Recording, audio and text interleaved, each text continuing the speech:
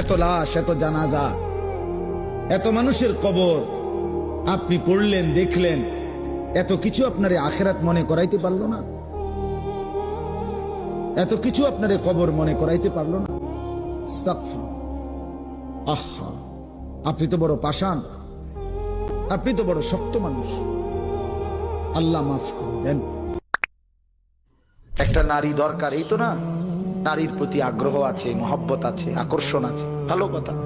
এটা পূরণের জন্য আল্লাহ স্ত্রী যথোপযুক্ত সময়ে ইন্তজাম করেছেন। মানুষ এক নিঃশ্বাস পানি সময়ের আগে পান করতে পারে না। কথা বোঝেন না?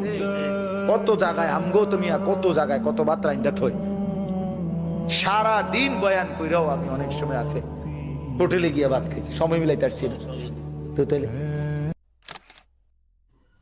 সুখের সাগরে যে ভাসতেছে সেও মরে যাবে, দুঃখের পাহাড়ে যে সেও মরে যাবে, ঠিক না?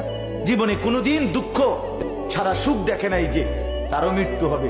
জীবনে কোনোদিন এক সেকেন্ডের জন্য যার কোনো দুঃখ নাই সেও মরে যাবে, মরে যাবে। এই হাসিও স্থায়ী না, এই কান্নাও, কথা বলেন না,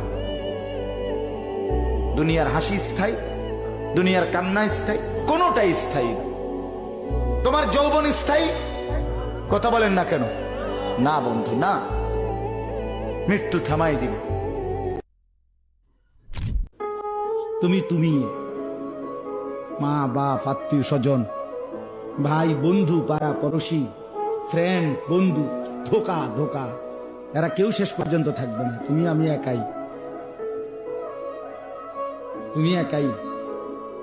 হয় তোমার বাবা আগে কবরে যাবে, অথবা তুমিও আগে কবরে যেতে, দেখা হবে না।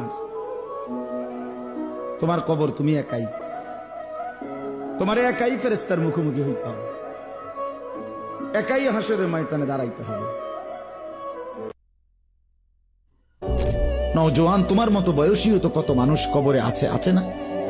সে মরলো কেন ভাইয়া? বেকুব দেখে না? তুমি চালাক দেখে মরো না? না, সে বুঝে নাই দেখে মরে গেছে নাকি? তো মালিক দয়া করেছে বলেই তো আমি আর আপনি এখনো বেঁচে আছি। মালিকের সিদ্ধান্তের এক সেকেন্ড আর পৃথিবীতে আল্লাহর ফয়সালা চলে আসলে, মালাকুল মউত চলে আসলে, এরপরে এক সেকেন্ড থাকার সুযোগ মিলবে তো?